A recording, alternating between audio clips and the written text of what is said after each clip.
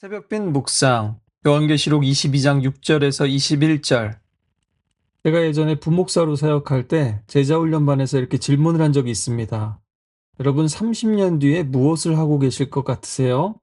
그랬더니 한 분은 그때쯤이면 은퇴해서 애들 다 키워놓고 애들 덕 좀 보면서 편하게 여행이나 다니겠죠. 그러셨습니다. 또 한 분은 많지는 않지만 그때 연금이나 받아서 뭐 잘 지내고 있겠죠. 자녀들은 결혼하고. 또 다른 한 분은 저는 저질 체력이라서 지금도 힘든데 그때쯤이면 병원 신세를 지고 있지 않을까 싶습니다. 이렇게 굉장히 솔직하게 대답하셨습니다. 30년 뒤에도 지금과 비슷한 곳에 관심사를 보이시고 또 평범한 일상과 다르지 않은 모습을 그리고 계셨습니다. 그리고 제가 질문을 바꿔서 다시 물어봤습니다. 여러분 혹시 만약에 내일 세상에 종말이 온다면 오늘 무엇을 하고 계실 것 같습니까? 그랬더니 갑자기 진지하게 정색들 하시면서 내일 종말이 오면 동네에 사과나무를 심겠다는 분은 안 계셨고 가까운 사람들, 사랑하는 사람들에게 복음을 전하겠다 이렇게 말씀하시더라고요. 또 한 분은 빨리 계좌 이체를 해야죠. 당장 내일부터는 돈이 필요 없으니까 빨리 교회로 이체해서 천국의 보화를 쌓아야죠. 이렇게 말씀하셨습니다. 또 다른 분은 주님 오시면 별 낯이 없을 것 같아요. 오늘부터 오실 때까지 받은 복을 세는 게 아니라 하나하나 지었던 죄를 다시 세면서 철저하게 회개하겠습니다. 또 다른 한 분은 그날이 토요일이었는데요. 제가 카톡으로 하는 모든 사람을 교회로 긴급 소집하겠습니다. 주님 오시니까 교회로 모여라 해서 저녁에 찬양하면서 주님을 맞이하겠습니다. 그래서 제가 말했습니다. 어제 금요 기도회는 안 오셨잖아요. 어떻게 주님 오신다고 사람이 이렇게 달라지십니까? 인지상정이실 겁니다. 30년 뒤 바라보면 어떻게 하면은 잘 먹고 잘 누릴까 생각하면서 온통 관심사가 집, 차, 건강, 아파트, 자녀에게 쏠립니다. 그런데 내일 당장 예수님이 오신다라고 생각하면 갑자기 그 관심사가 하나님, 회개, 헌금, 전도, 선교로 달라집니다. 여러분 사실 그분들만 그런 것이 아니라 대부분 저희가 이러한 태도로 살아가고 있지 않을까요? 우리 다 회개해야 되지 않겠습니까? 요한계시록뿐만 아니라 성경 전체의 마지막 메시지는 요한에게 주신 이 말씀은 신실하고 참되다. 반드시 속히 될 일이다. 예수님 다시 오신다. 속히 다시 오신다. 오늘 세 번이나 이 말씀을 반복하시면서 마지막에는 진실로 속히 오리라고 하셨습니다. 지난번 말씀 전한 대로 모세가 40일을 시내산에 있었는데요. 이스라엘 백성들은 왜 이렇게 더딘가? 모세에게 무슨 일이 있는 게 아닌가 싶었지만 하나님은 이들이 하나님을 속히 떠났다라고 말씀하셨습니다.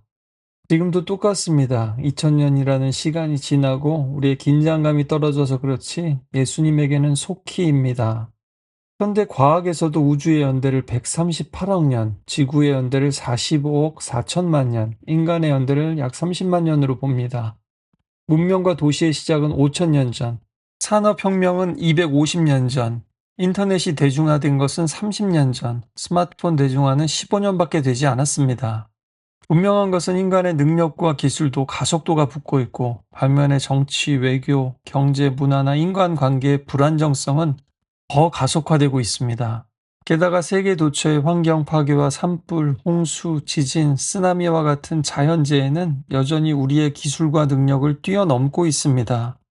때와 시기는 아버지께서 자기의 권한에 두셨으니 너희가 알 바 아니요. 그때는 예수님도 모른다고 하셨습니다. 하지만 동시에요. 아침에 하늘이 붉고 오리면 오늘은 날이 굳겠다 하나니 너희가 천기는 분별할 줄 알면서 시대의 표적은 분별할 수 없느냐고 하셨습니다. 예수님이 다시 오시는 날은 알 수 없지만 시대의 표적과 역사에 대한 감각은 알 수 있다라고 하신 겁니다. 분명한 것은 우리가 심상치 않은 때를 살아가고 있다라는 겁니다. 그러나 이 요한계시록 새벽빛 묵상을 마무리하면서 노스트라다무스식 예언이나 음모론에 빠지고 할 것이 아니라 이런 깨어있는 태도, 마지막 때를 살아가면서 30년이든 50년이든 100년을 살든지 당장 내일, 오늘 주님이 다시 오실 수 있다는 태도로 살아가라는 겁니다. 주님의 말씀 그 약속을 날마다 기억해야 합니다. 날마다 기대해야 합니다. 날마다 회개해야 합니다. 날마다 간구해야 합니다.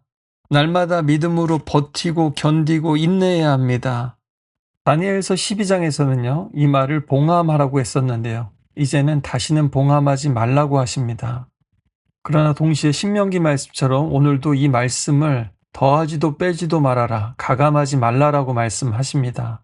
그런 의미에서 하나님의 성경 계시는 이제 완전하게 종결된 겁니다. 완성된 겁니다.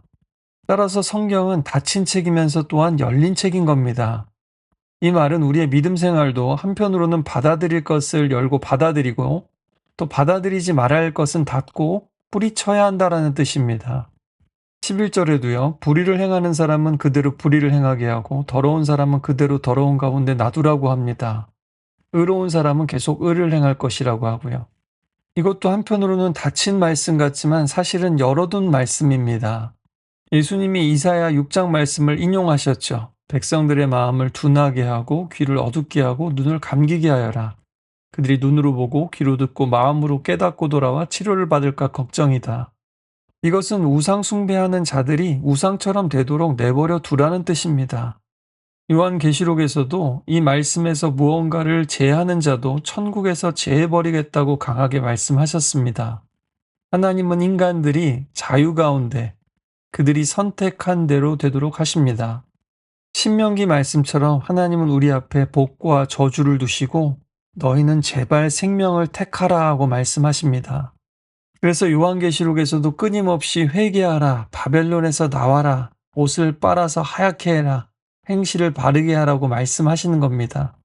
그래야 이기는 자가 되고 하나님의 영원한 나라에 들어가니까요. 16절 이하에 보면요. 성령과 신부가 말하기를 오라 하시는도다 했는데요. 이게 2인칭 단수라서 예수님께 오시옵소서라는 의미로 보입니다. 예수님 말씀에 성령과 신부된 교회 성도들이 같이 응답하고 있는 겁니다. 성령 하나님은 특히 우리 가운데 또 교회 가운데 계시면서 우리로 하여금 바르게 반응하고 응답하고 살 수 있도록 지금도 우리와 함께 하신다는 말씀입니다. 하늘 보좌에 앉으신 예수님은 지금도 성령으로 우리와 함께 하십니다. 새벽별이신 예수님, 빛 가운데 빛이실 뿐만 아니라 어둠 가운데 빛이신 예수님께서 이 어두운 시대를 살아가는 우리를 비추시고 또한 인도하십니다. 그래서 내가 문 밖에 서서 두드리노니 누구든지 문을 열면 내가 너에게 들어가서 함께하고 먹고 마시겠다라고 하신 말씀은 이 영원한 임재와 축복은 나중에 완성된 천국에서 누리겠지만 이미 우리는 여기에서 그것을 맛볼 수 있다는 것을 뜻합니다. 우리가 문만 열면 됩니다. 세상이 채워줄 수 없는 그 목마름을 가지고 나오면 값없이 마실 수가 있습니다. 문제는 이 시대의 많은 사람들은 심지어 예수 믿는 사람들도 하나님 앞에서 목마르지가 않은 겁니다. 가난하지가 않은 겁니다. 부자라서 부족함이 없다고 합니다. 목마른데 목마른지도 모릅니다. 하나님이 주시는 생명수가 아니라 바벨론이 주는 술잔에 취했기 때문입니다.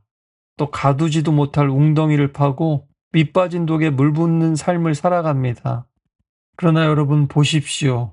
요한계시록은 내가 진실로 속히 오리라는 예수님 말씀에 아멘 주 예수여 오시옵소서 하고 맺습니다. 성경 전체의 마지막 말은 심판이 아니라 주님의 약속과 성도들의 응답입니다. 교회의 존재 이유이자 우리가 하루하루 버틸 수 있는 이유이기도 하죠. 그리고 진짜 마지막은 주 예수의 은혜가 믿는 자들 뿐만 아니라 모든 자에게 있을지어다 아멘 축복으로 맺고 있습니다. 하나님은 모두가 구원받기를 바라시고 온 세상을 축복하기를 원하십니다.